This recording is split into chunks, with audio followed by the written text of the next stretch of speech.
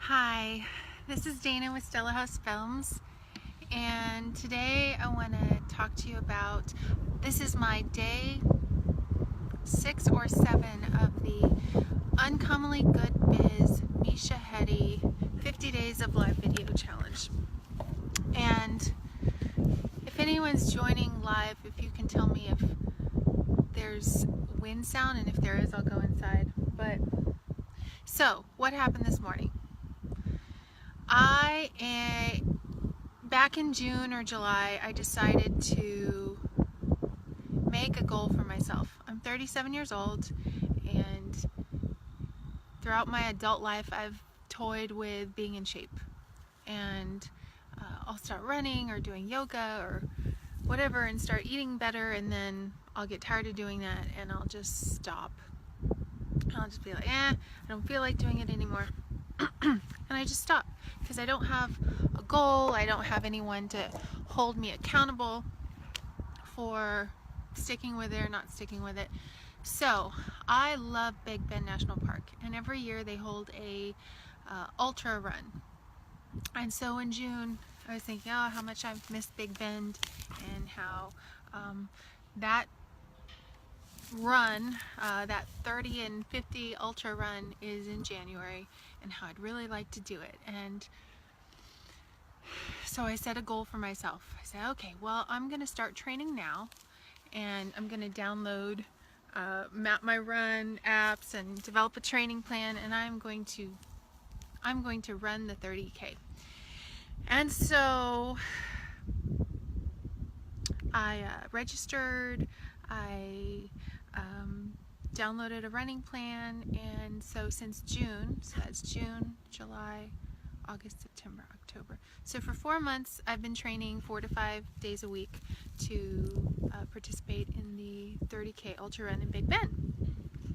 And knowing me, I knew that if I didn't have some accountability to someone or something, then I would probably in a few weeks decide that I didn't want to run today, and then I would just stop running. So I enlisted, I IM'd a few people that I knew were runners and asked them if they would like to run the 30 or 50K with me. And my friend Gloria decided that she wanted to do it as well. So we are training separately for the 30K Ultra in Big Bend. So that was the first step in making myself accountable to someone else for something, because left to my own devices, I'd probably give up. So this morning was my long run, my 2-hour, every week I have a long run, and this morning was my long 2-hour run. And so it's interspersed with running and walking to get your time built up for the long extended run of a ultra. So I was a little over like the hour 15 mark, and I fell. And I fell on my face. Fell on my face, I fell on my shoulder, my knees, my hands, can you see these 2 fingers? They should be anyway, I fell.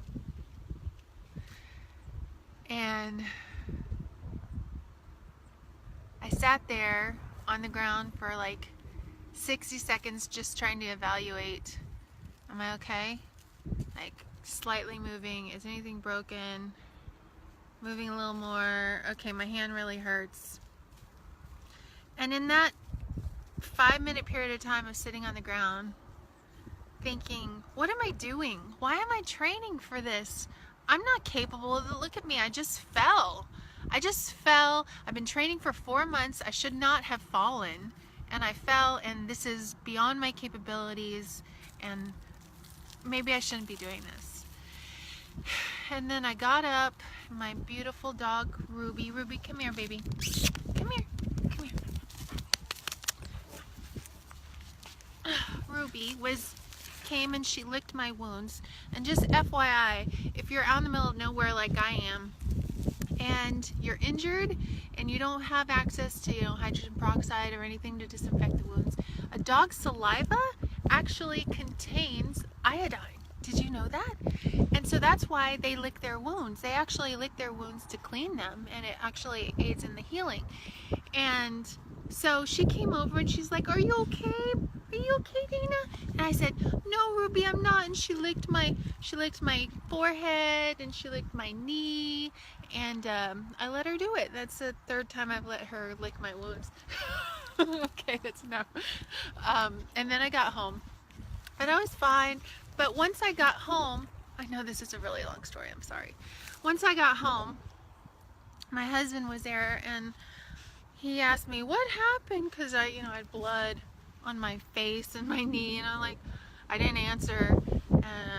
We went to the bathroom and he doctored my wounds, and he ran me an Epsom salt bath because my knees were sore and my hand was sore.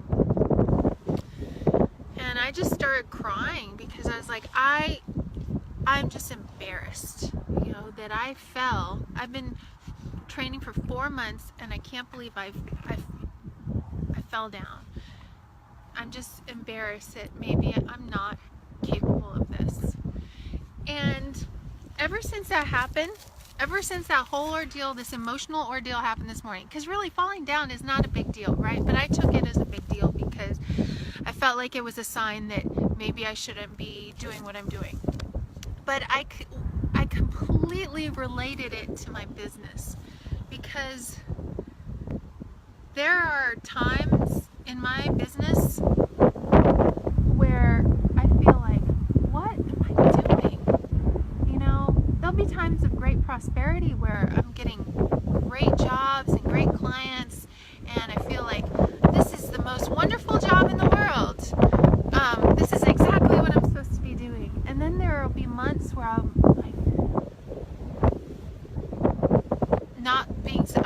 not successful, and I think, well, maybe this isn't for me. What's wrong with me in my business that I can't sustain that plateau of success? And I relate that back to I relate that back to some writings of spiritual teachers that I've listened to and read, where it's like you're doing the same thing over and over and expecting different results. It's insanity. And it's true in the horse world. Like, you work with a horse and you try the same thing. Like Rio, my big gelding Rio, tried to trailer him for this is 3 years ago, but I tried for 5 days to trailer him. My husband tried, my mother-in-law tried, 2 other horse trainers tried. None of us could get him trailered.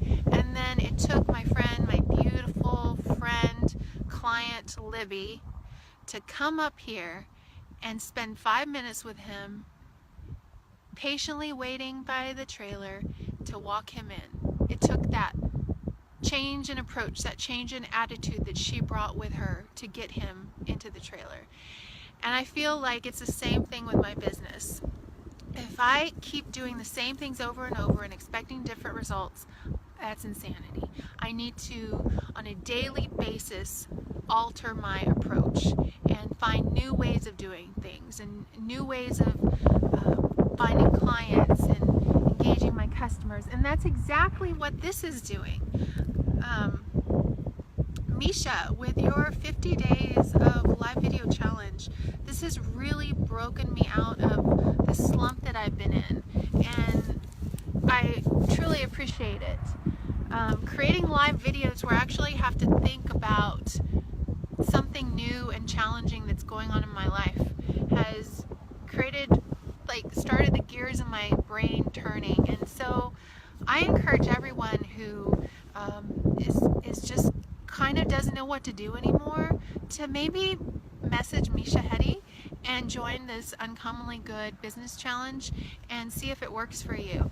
As well as doing the live video, another thing that I find has really worked for me in my business, which I am not good at, because if there's one thing I absolutely hate in this world, is the wind too. Let me go inside. there's one thing I hate doing in the entire world, it's selling myself or selling my business. If I could pay someone to do that for me, I would, but no one works as hard for you as you, right? Where's my doggy?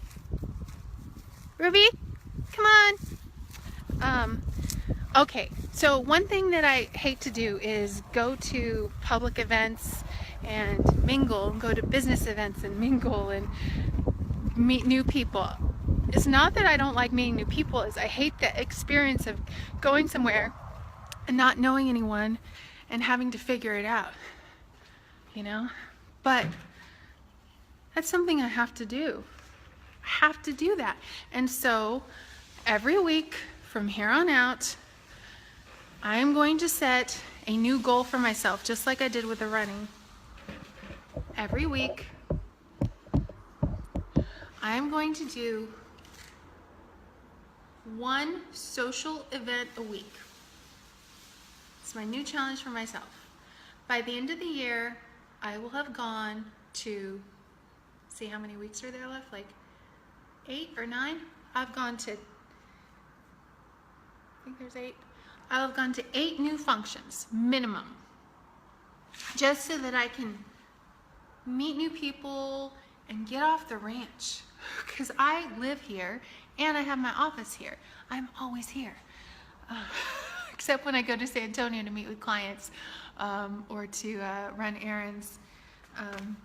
But I need to do at least one more thing a week that allows me to be more social and meet new people.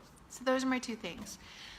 Please let me know what your new things are, what your new challenges for yourself are. Maybe set a goal like I did with the running. You know, just because I fell down does not mean that I shouldn't keep doing it. It just means that, you know, if I can just fall down twice a year, I would totally be okay with that. I'll take that over the benefits of running. I mean, because of the benefits of running. Anyway, oh, come here, Jellycat. Here's my barn cat, Jellycat, and we are saying good afternoon, and I will see you tomorrow for my day 7.